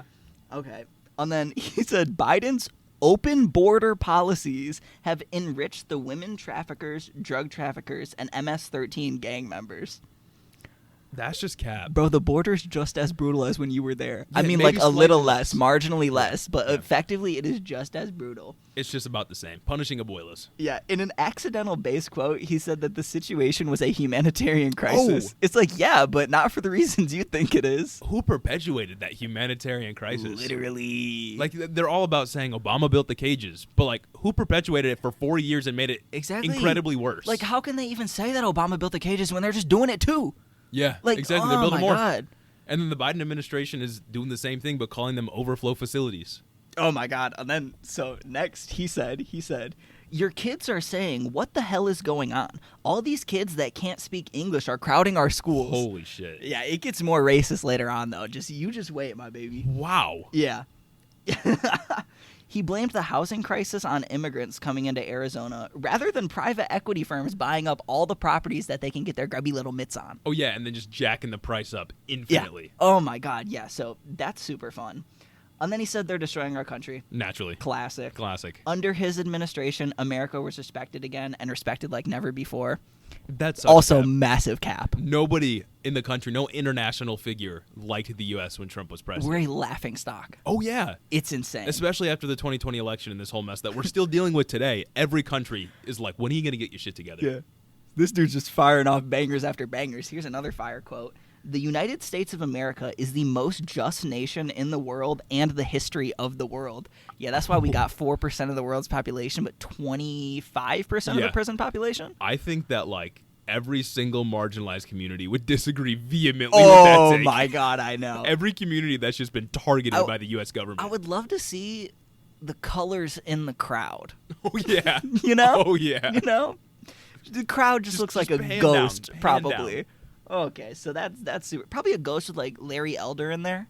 No, no. Maybe a little bit. I of know Larry Charlie Elder. Kirk is there. Shout out Larry Elder for becoming an official candidate in the California gubernatorial race. Oh, my so goodness. that's fun. Oh God, where'd I leave off? Oh, and then the mainstream media is truly corrupt and an enemy of the people. Fascism. My buddy Fox News is literally the #1 cable news They channel, just be licking your boots. and they love you. They just be licking your boots. Lipping you, they French kissing your boots. That's just more fascism. Just the hate for the media, Yeah. the hate for the free press. Super Even though they're fun. just, most of them are just subservient to him. Just the same shit Hitler said. yeah. Yeah. So that's fun. Quote, wokeism makes you lose, comma, ruins your mind, and makes you demented. Then he talked about the women's soccer team. I'm following along on your quote, and I'm like, yeah, okay, wokeism, that's what they've been talking about like the past few months. And then I see the women's soccer team is a good Okay, example of Draw this. the connection for me. What is he talking about? He's talking about, so the women's soccer team lost to Sweden 3-0 like zip. But here's the kicker, like in the Olympics. they kneeled for the national anthem beforehand, and I think they wore like Black Lives Matter jerseys. Ben Shapiro was talking about it this week too. Yeah, Lord. It's like that's why they lost, because they literally no correlation, dog. Zero correlation. I mean, of course he says that. Though. Oh my god, I know. It's like, yeah, it's because they're Also- too woke. They're too busy studying CRT to practice soccer. I'm not a big soccer guy, but is 3-0 really that bad? I have no idea. I'm not gonna lie. Okay. Yeah, well, we're I'm not going also to pretend to not to a have big take on sports that guy. thing. Yeah. But also, like, it doesn't matter. You know? Oh yeah, no. Like, I feel bad for them as athletes. They lost in the Olympics. Yeah, it but sucks also to get it- sweeped. It doesn't matter, though. Yeah, Like, in the world of geopolitics, it doesn't matter. and it's definitely not because they kneeled. Oh, yeah, that's not it. Not it. All the at patriotism was just sucked out of their body, and then they couldn't perform. Yes, and then Just like Simone Biles. oh, bro, we'll get to Simone Biles. And then he says, "We are at the beginning of a communist system." Promise? Promise, bro, please. You're Swear. telling me we're about to enter the transitionary stages? Tell me that's on God, bro. Bro, you telling me we're going to have market socialism soon? You sending me Jeff Bezos' address? You about to link his assets to me? I'm about to eat the rich, you know? I know. He said a lot of that. He said, like, during my part, I remember he said, America is officially a communist country. Yep. And it's like, really? Promise? I don't know. Come on. It's such a stretch. Come on, bro, please. Such a stretch. Fundamental misunderstanding of what communism Yeah, is. America is officially communist, but Sweden, the Scandinavian countries aren't communist because they said they were capitalist. But Venezuela's communist, even Yes. though they're less communist than Then the Scandinavian model. countries by percentage. The Scandinavian model, a higher percent of their economy is centrally planned Yep. than in Venezuela. Yeah. Which one do we have sanctions on? Remind me real quick. The one that is not majority white. Exactly. Exactly. And then, oh yeah, there's another thing about the UN Human Rights Council. He said the president of Mexico was a socialist. I have no Gee. idea. Like, I didn't even bother to look it up because I'm pretty sure it's cap. Well, it's definitely Cap, and now I'm a little embarrassed because I don't remember who the president of Mexico neither do is. I. Like, it doesn't. I need to yeah. brush up on my IR Yeah, knowledge. Big international relations guy. #1 international relations podcast. I mean, it's just Cap, though. That's what they say about every Latin American country. Classic Trump. CRT is racism and a Marxist ideology, and our generals shouldn't be learning. He's talking about Mark Milley. And our generals Oh. shouldn't be learning dangerous left-wing ideology. They should focus on winning wars. End quote. So our generals, they shouldn't be becoming like well-rounded scholars. They shouldn't like be smart people. They should just kill. Yeah, I mean, this just feeds into the idea that some ideas should be outlawed. Yes. Like, you just should not invest Fascism. any time in Like- reading. Like, this is just book burning. Like, you shouldn't brush up on like opposing theories or anything. Nah. Yeah, no. You shouldn't start a podcast and talk all about opposing theories the Let's whole time. go. I mean, what we've been doing for an hour is talking about the opposition. Exactly. Oh, always talk about the opposition, you know. Always got my eyes on the ops. Exactly. All right, so then next, he talked about a lawsuit he filed earlier in July against the FAANG companies, Facebook, Apple, Netflix, and Google, but no Netflix. Wait, that's an acronym now? You don't know? Yeah. People refer to them as the FAANG companies. It's like the big tech giants. Oh, has that always been a thing? Am I just out Yeah, of that's the always, that's loop? been a thing for a Is- couple of years now. Sorry, that's Don't worry about it. that's Don't my even boomer worry about energy. it. It's okay. And Twitter, of course. Twitch, the crowd applauded. Yeah. I'm sure this is going to be frivolous. It's going to come up with nothing. Don't they still have Section 230 protection? What Like- is that? Section 2.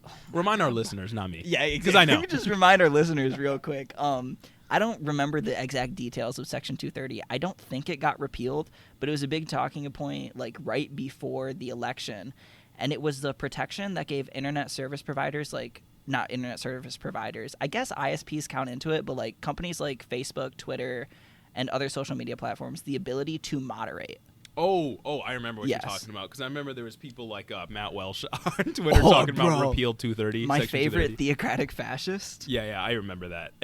It's a good thing they're still able to moderate. They should moderate more. Oh yeah, they should be able to moderate because in the absence of moderation, you will have forums like devolve into either 4chan. Well, every forum will devolve into 4chan with the absence of at least a little bit Yeah. of moderation, and that place is a fucking cesspool, right? Oh, it's bad. Or it will all be hyper moderated, which neither of those things are good. Yeah. Like you need terms of service, you need a little bit of good moderation. So yeah, brush up on Section 230 for Also, just our listeners. The funniest part about this argument about how tech giants are like censoring the right-wing media Yes. is that this is what they asked for. Oh yeah, For companies to have all of this power over the way that we perceive information. that's capitalism, baby. This is capitalism. This is a function of the free market that corporations have the power to just silence you. Mm-hmm. Like, of course, it is a problem if they're doing this on a mass scale, but to do this to prevent the president from encouraging another riot at the Capitol is a pretty good thing. Yeah, I don't mind it. Like, banning people who say that, like, we should kill this person, it's a pretty good thing. Like, I don't mind that at all, exactly. you know? Not me, though. Don't ban me. Yeah, don't ban me, though, even though I'm going to be foul on that app. And then he said more shit about the crime rate. You already know. And then he was mad. He was mad that do you know about the Cleveland Guardians? Yeah. What happened with that? Yeah. So he was really mad about that.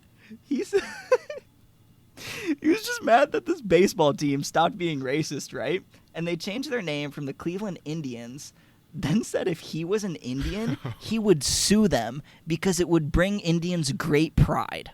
What a fight. It's like Indians isn't even right. It's not like a good term to describe fucking Native Americans. No, not like, at all. What a righteous fight to engage in. Oh my God, what are you suing know. on, by the way? For real. How did they wrong you? Like, based on what, too? And it's like all that these like sports teams do that are named after Native Americans is perpetuate, what is it, the noble savage trope? Yeah. Yeah, it's just bad. Like, who fucking cares? Either Guardian sounds way cooler. I was just about to say Cleveland Guardians is a better name. I like exactly. that. I saw their logo. It's hard. For real, bro. It looks cool. Way cooler than some racist shit. Yeah, exactly. He said if I was an Indian. All right, dog. Well, you're not, so shut up. Thanks, bro. About to pull out the Elizabeth Warren. Oh, no. Oh, no. No. But he's not going to get clowned like she did. True. His support, his base would probably rally behind that. Oh, yeah. So then towards the end of the speech, he starts talking about how we need to uphold the Judean-Christian values of our nation, which is very anti-Constitution of him. Yeah. I thought he loved that shit. There's that white supremacy rhetoric. Oh, yeah. His supporters fucking jerk off with the Constitution. Oh, like, when it comes to First Amendment rights that they really don't understand because it only applies to the government. When it comes to shall not be infringed when we're talking about gun rights, like, they jerk off to that motherfucker. Mm-hmm. They are plain text originalists to the core. Yeah. But then you start talking about how, Judeo-Christian nation, we're built on Judeo-Christian values and we need to keep that up. They're a little quiet. No, we're not, though. Not at all. We shouldn't be. We never were supposed to be. Mm-hmm. That's the idea of freedom of religion. And it's like, even within Judeo-Christian, why aren't we including Judeo-Christian and Islamic values? Because they're all the same God. No. Bro, you don't understand, bro. Look, their rebuttal is that's a terrorist country. That's a terrorist country. Literally. Those are terrorist countries. It's the same God. Christianity has more in common with Islam, like, as a religion anyway, than it does with Judaism. Yeah. Like, so... That's really fun. That's a fun little side note, but they'll never talk about it's that. It's because those people are not white. If you weren't getting the message, those people aren't white. Not like Jesus wasn't a white guy or anything. Oh, like, Jesus not like was Jesus not was white. A brown boy. Yeah, nothing like that. Not like Jesus would have listened to Nav, but we won't get into that. So then, just final notes on the speech. This motherfucker is a campaign machine. Yeah. Any moment he could, he's bringing up 22 and how they need to win the Senate and fucking the House in 2022. Yeah. And they're going to with the weight that Democrats are fumbling the bag. I was just about to say they will. I've not heard a peep out of Joe Biden about 22. No, nothing. Bro barely talks about it. None of the senators, ever talk about it, right? In fact, they do what they can to forget it's ever going to happen. Oh, my God, yeah. Like, what have they done to pass H.R. 1? We've talked about that a couple times. And then they have the audacity to just go on vacation. Oh, my God, I know. Yeah. Bro, we need shit passed right now. Infrastructure? We need this shit passed, right now. They did reach a deal, though. They reached a deal, the bipartisan infrastructure deal, the bid, if you will. The bid. Oh, okay, wonderful. But, what are we going to tell people that we did as Democrats when we had all three chambers of the government under our control? Absolutely nothing. Nothing. We respected the traditions of the Senate. Yeah, exactly. But now on to our other topics. Yeah, I hope you really enjoyed Trump. We talked about him for an hour. We talked about him for half the length of his speech. Keep that in mind. Oh, yeah. Look, if you don't want to listen to him in the office anymore, maybe understand. But, join the Patreon. Did help us out. Do whatever. Come back to it later. Finish off the last, 20 minutes later, Yeah, see, I thought that would be a quick recap in the same way that the Biden town hall was. It wasn't. No, that shit was fun, though. That shit was funny. The Trump speech was just jam-packed with shit we had to uncover. Fuck, I almost forgot about the racist story he told, right? Okay. Oh, my God, this shit was so bad. He started talking about, what's going on in the Middle East, specifically Taliban and Afghanistan. Uh-huh. And he talked about how he had a meeting with the Taliban, leader, whatever, maybe he did, maybe he didn't. I don't know. Right. But he said that this motherfucker, only spoke in grunts.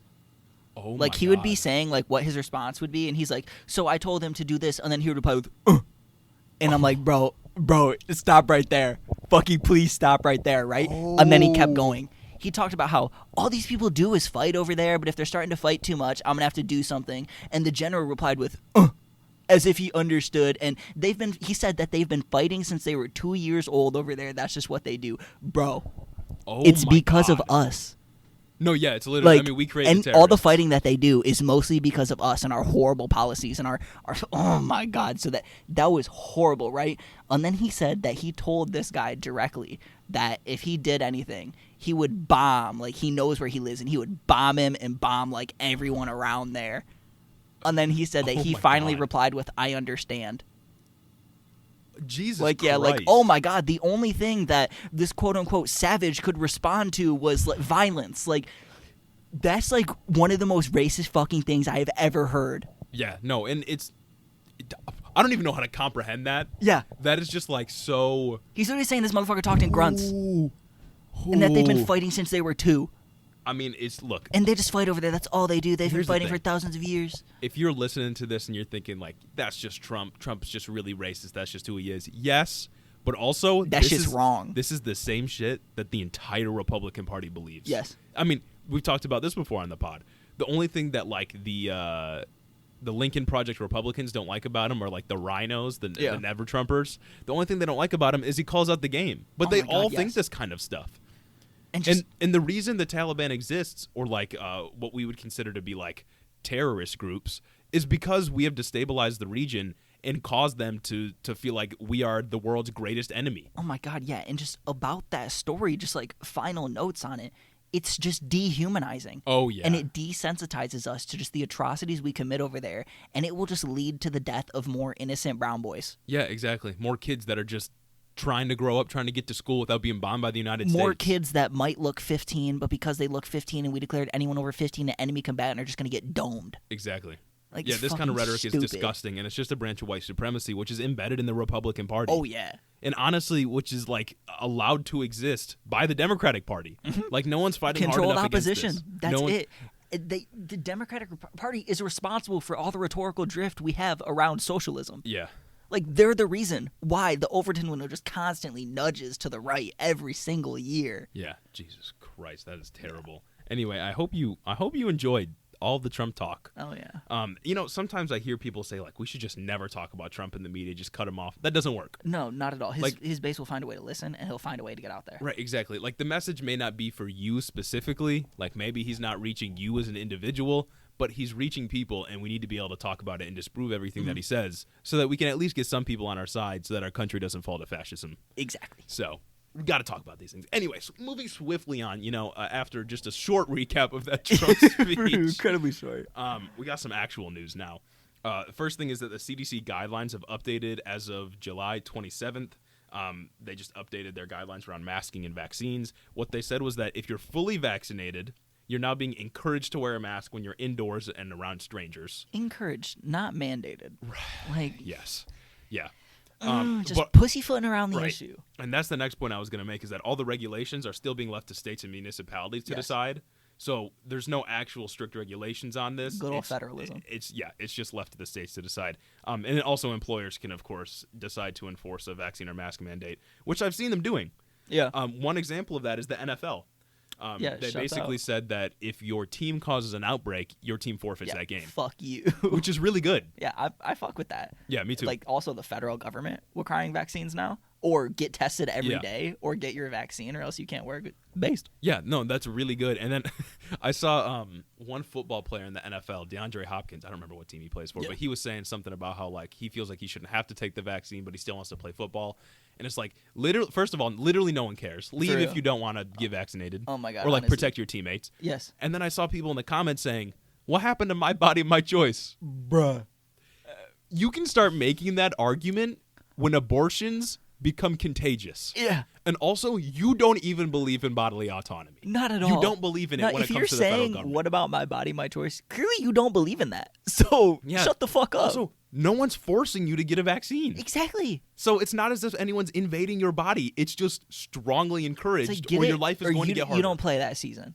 Yeah. And like, we are in a global pandemic. Yeah. You could kill somebody. Yeah, it's ridiculous. It is of importance to public health that everyone be vaccinated, or you do not spread the virus when you have it. And if you're not willing to have it, then quit playing football. It's I like, literally also, don't you care. are incredibly privileged to be able to play a pro sport for a living also. Yeah, exactly.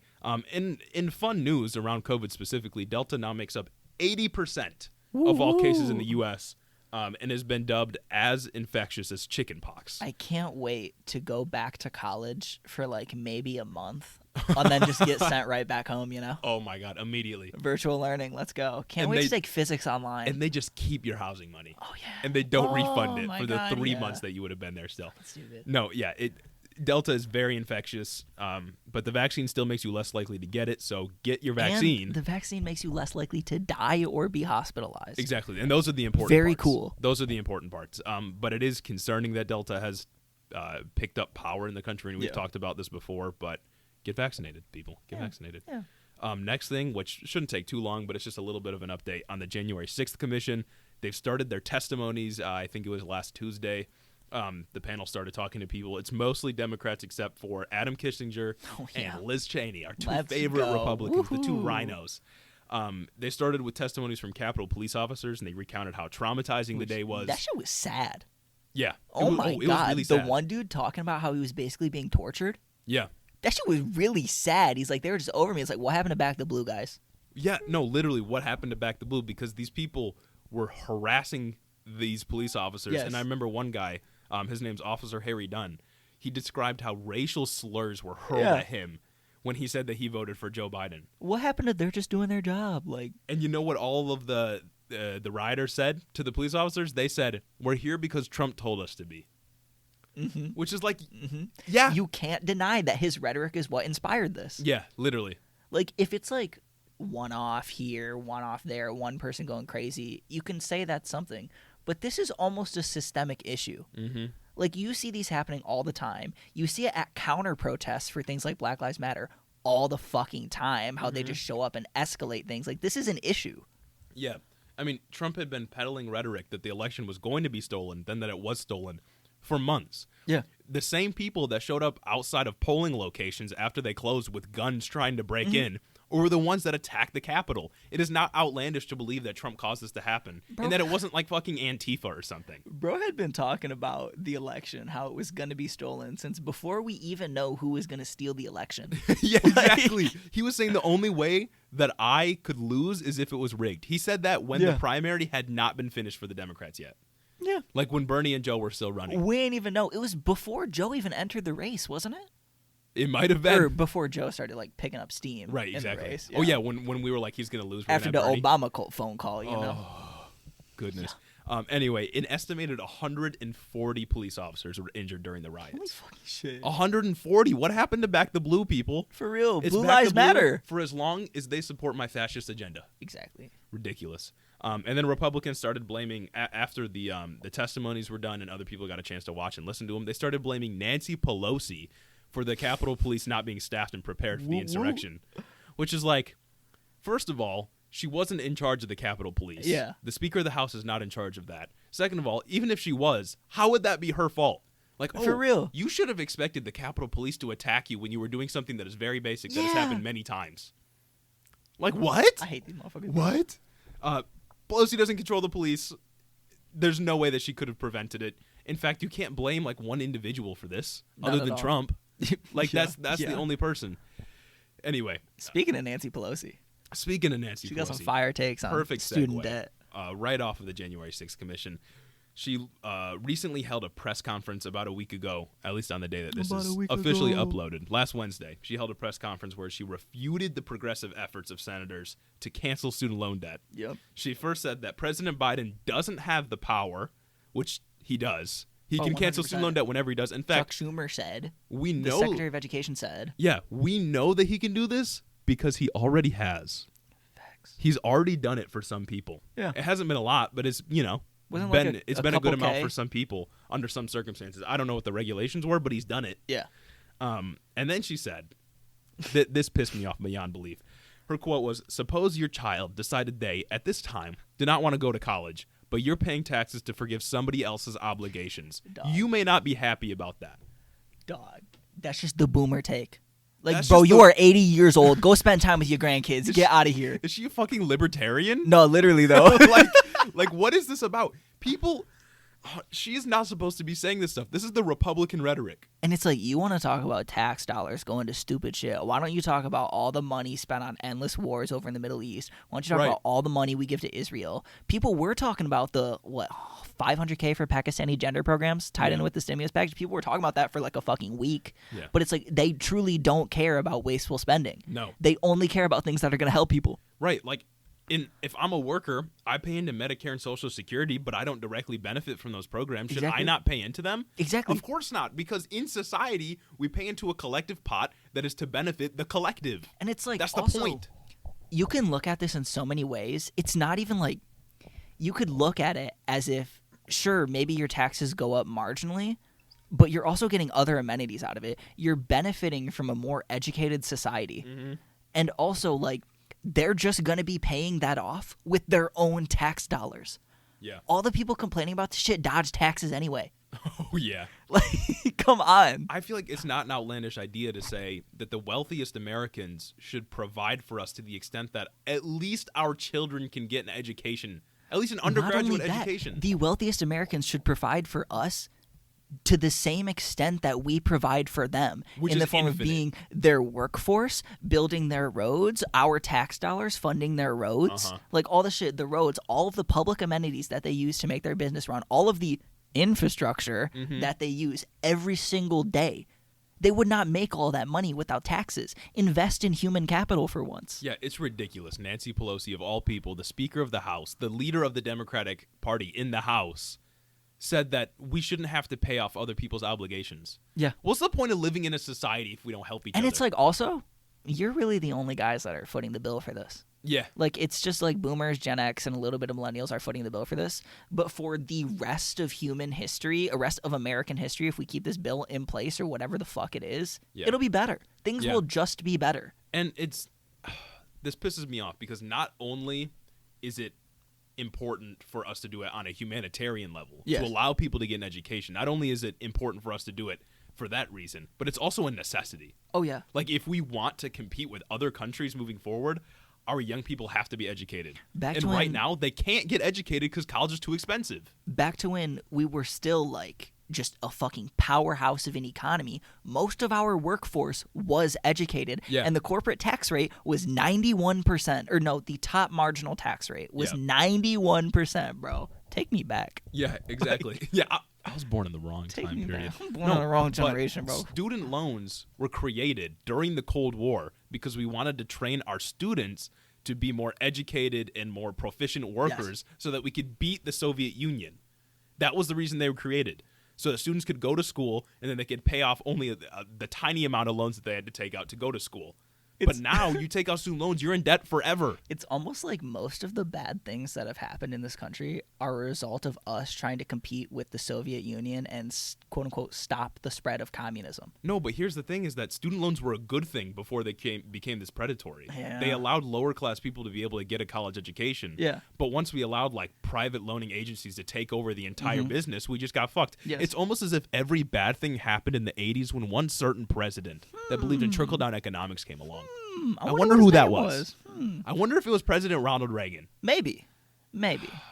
Anyway, I swear to God, like Nancy Pelosi has to have a loaning agency like backing her election or something. I wouldn't be surprised. Like that's got to be just the like reason she's doing Exxon it. backing fucking Mansion. Yeah, exactly. Like she's got to be saying this stuff because she's got a loaning agency donating to her. Oh God, it's almost as if Democrats want to lose the election. Like, do they want to lose? It's almost as if corporations run America. Yeah. It's almost as if our politicians are beholden to corporations and private interests rather than the public. Yeah. But that's just me. Speaking of a politician that's beholden to the corporations, Governor Ron DeSantis. Gage, I know you got a rant about this. I love this guy, right? This dude signed an executive order that would allow funding to be pulled from any Florida public school that enforces a mask mandate. Mm-hmm. That's not very pro-life of you. Mm-mm. Not at Oh my God. He cited this as like part of his parents' Bill of Rights that he signed the other fucking week, talking about like, oh, you get to choose whether your kid wears a mask. You get to choose whether your kid gets to learn about how horribly racist America has been in its past. Like, you get to choose all this stuff. Anti-critical race theory. We're gonna withdraw funding from public colleges that have too many liberals there. It's like, oh my God, bro. Meanwhile, dudes like Ron DeSantis went to a liberal college. Bro. And he's not liberal. Him and Tucker Carlson, bro. All of these fucking bigwig conservatives. Ben Shapiro, too. Rail against President these George big Bush colleges. went to Yale. Yes. Bro was in a secret society at Yale, too. Yeah. Was it like the Skulls and Daggers or some Something shit? like that. Yeah. Fuck that guy. Anyway, these dudes all went to these elite liberal universities and come out and talk about the indoctrination, like how they're indoctrinating students. Clearly, it did not work on you. And also, it's not indoctrination. When Yes. you're exposed to more people, especially people from backgrounds that you have not diverse places. Right, people that you have not really been accustomed to, of course you're going to become more left. Yes. Bro, college made me a fucking communist. Of course you're going to gain more empathy, bro. What? I went to college, and I went from being a liberal to being just so far left. I went from being a raging, like, centrist senior year or whatever, just not caring about politics, being apolitical, to being what I am now. And it's not because of indoctrination. It's because I looked at the world, and I was like, holy shit. It's honestly not even because of a class I took. No. I just started, like, observing things, paying attention to the news, paying attention to Right. the world. I didn't take a class about social and economic issues until after I was already based. Right. And it's not even, like, our schools and our teachers are not the ones who have to radicalize us because the world's just doing it on its own. Exactly, bro. Our material conditions are radicalizing us on our own. For real. Oh, my God. and we I'm just have stuck more in the gutter, access bro. to information than we ever had. But that dude, Ridiculous. fucking Ron DeSantis is just on a Moving on a run. Moving on to some more ridiculousness. Our segues are good this episode. That's facts. We're talking killing about it. Simone Biles. We promised that we would. This is the last topic of today. Simone Biles, the GOAT, one of the greatest Olympic athletes of all time. I Oh, want yeah. to remind you before we go into this. One of probably the greatest Olympian of all time. Yes, it's definitely like- the best gymnast ever. Oh my God, she's the best gymnast ever, and just her and Michael Phelps are up there as just the greatest Olympians of all time. And she might even be better than Michael Phelps. Like, it's ridiculous. There's such a debate there. And then just to see the outrage from the conservative media right now, just take it away. By the way, talking about greatest Olympians of all time, if you think it's Michael Phelps, keep in mind Michael Phelps supported her decision here. Exactly. Anyways. 100%. Every athlete is supporting her decision. Not a single athlete has come out against her. Yeah. Last week, Olympic gymnast Simone Biles withdrew from the 2021 Tokyo Olympic Games after voicing concerns of her mental and physical health. Which she mentioned specifically mental health is physical health, by the way, Right, for right. any of you who don't know that. Like, and the only reason I have the distinction in here is because I've seen so many people being like, she's not physically hurt, so she should just compete and stop being Yeah. selfish. Yeah. Ridiculous. She mentioned she had a case of the twisties, which, if you don't know, is just a phenomenon that gymnasts may experience where they lose awareness of where their body is located in the air, Yeah. which can result in you, like, breaking your neck. you can't twist. You can't gauge if you're up or down. So you Exactly. could smack your head on the ground, break your neck. You could die. Right. And the conservative outrage about this, about her leaving, is just disgusting. And it's Putrid. like, even if she didn't have the twisties, even if she just couldn't handle it, Yeah. mental health is physical health. Yeah, Do you know yeah. how much, like, most of the conservative outrage I've seen, like fucking Matt Walsh, Ben Shapiro, they've been talking about how she's weak. She's just a weakling for walking away at the Olympics, letting her country down. It's like, bro, you have to be so strong to walk away from something you have worked your entire life for to prioritize your mental health. Yeah. That's one of the hardest things ever Exactly. to do. She's walking away from the highest level of competition in the world Mm-hmm. because she needed to. Yeah. I mean, and also, calling her weak is ridiculous. She has 27 gold medals. Facts. She is one of the most celebrated Olympians of all time, and you're going to tell her she's weak. Athletes of all time. You can call her weak when you can do a fucking cartwheel. For real. Like, I bet these people cannot For do a real. cartwheel or any Oh somersault. my God. Like, come on. And then I'm sure if you're watching this, you're politically inclined, and I'm sure you've seen Charlie Kirk's take on this. Oh, I have it in When- the show notes, yeah. Yeah, when this motherfucker talks about, like, he's like, I can't believe that Russia won, that Simone Biles left, and we let Russia take home the gold. It's like, this is not the Cold War. It was stupid during the Cold War when we put this much pressure Mm-hmm. on sports, and it's even stupider now, bro. Like, let it go. It also doesn't matter. Not at all. Like, the sports actually just don't matter. Sports do not matter. It does not say anything about the country. Like, the only thing sports say about a country is which one's pretty developed. Because we steamroll these developing nations. Mm-hmm. And we put them in that position, too. Yeah. It's like sports are not a measure of a nation, my guy. Yeah, no.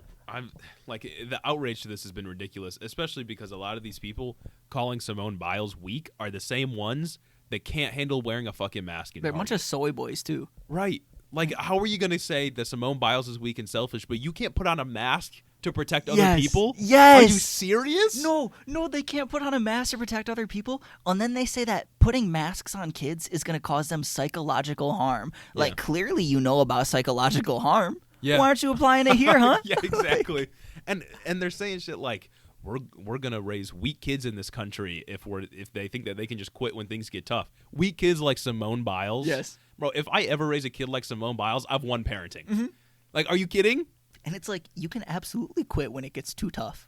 Yeah, exactly. Nothing's wrong with that. You can quit at any point. Facts. Like, and it's okay. Yeah. If you're doing it for your mental health, it is okay. Also, the team still won silver. Facts. They won silver with a massive deficit. Yeah. And if Simone would have stayed in, they would have an even worse deficit. Yeah, exactly, because her preliminary numbers were lower than her teammates. They were bad. They were very bad, especially for Simone's standards, too. So she made the selfless decision to drop out because she was concerned of her mental health and she was concerned for her team. So she removed herself from the situation, and her team performed just like they would. Because when you step down, someone else will fill your shoes. Exactly. That's what leadership is. And you know who did? Suni Lee. Which people are not talking about. People are not talking about her teammates, which stepped up to the plate and got them silver with a deficit.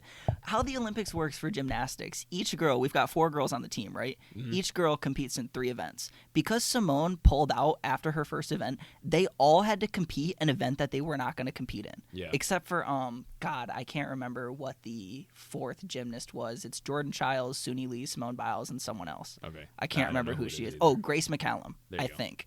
She's the only one that competed in the event she was supposed to. Jordan Childs had to go in and compete beams, which she was not going to do. Her worst event, she didn't get a warm-up for it. She went in, kind of killed it, and then Suni Lee didn't get a warm-up for floor. Keep in mind, Suni Lee had a sprained or, I think, fractured ankle this whole time. Mm-hmm. And she stepped up, and they still got silver. And then she goes and wins golds all around. Shout out, Suni. Exactly. Like, these Olympians that are on our teams, really anywhere in the Olympics, but especially in gymnastics, are phenomenal. And they're like 18-year-old girls, too. Yeah. Yeah. Also, they get a pass on everything because of Larry Nassar. Not even Larry Nassar, just all of the other abuse that they've gone through. Yeah. Their coaches and everything. So many of those coaches are horrible. USAG as an organization is horrible. Yeah. Like, it's bad. They get it's a very pass bad. forever. They can take infinite mental health For real. breaks. For real. In fact, not even just Olympians. Any Anyone. sport player, any person should be able to just Prioritize their walk mental away health. for their mental health for as long as it takes. Yes. Because if you are not mentally there, especially in a sport or really anything you're doing, if you're not mentally there, you're not going to perform at your best. Mm-hmm. And you shouldn't be expected to. Like, come on. Big mental health, guys. Big mental health guys over here. It's Take just, time it's for a lot yourself. of toxic masculinity going around, you know? Yeah, it really is. It's fucking and stupid. Simone Biles is a fantastic Olympian, so she shouldn't be treated like this. Exactly. Shout out her and shout out all her teammates who stepped up and still got silver, which is phenomenal. Yeah, all you these know what? bitches like Charlie Kirk acting like silver's not an achievement. Simone Biles, come on the pod. Yes, Simone Biles, we invite you on the pod. Suni Lee, come on the pod. Exactly. Well, we'll talk about how Suni great Lee, of Olympians exactly. you are. The first Hmong American to win any medals, to go to the Olympics at all. So, like, shout out her. And then we can ask you what your take on the bipartisan infrastructure Exactly. deal Then is. we can ask you what your take on politics are, even though you're in the gym like 12 hours a day and you probably don't follow it. Take a break. Take a break. Take a break, yeah. All right, We got y'all. it. That's all we got for this episode. Thank you for listening to our rant that lasted a very long time. We For promise we will not have episodes go this long, especially about one topic in the future. How long did this go? How We're long we we're at an hour and a half right now. Oh, fuck. Yeah, that is long. That's like 10 minutes longer than our Biden stuff. Yeah. Ooh. It's okay, though. That's You know okay. what? That's I hope okay. you don't mind the technical difficulties too much. We're, Yeah, we're working on it. We're working on it. I forget you can see us. Exactly. Please just hit up the Patreon. Yeah. I'm you know begging what? you. The technical difficulties speak for themselves.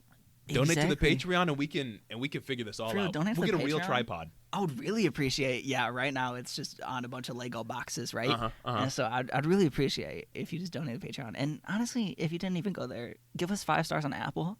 Oh yeah, that's free. Like and subscribe on YouTube. This is all free. If you enjoy the banter, like and subscribe, share it around, get Head in the Office out there. And you know what? You can become a patron, and then you can send us direct messages and tell us what you think. Exactly. And we'll read them. You can be like, wow, you guys are super cool in bass. And I'll say, thanks, you too, little buddy. And I'll say, thanks, Simone Biles. Thanks, Simone. 'Cause you're a Biles. patron now. Exactly.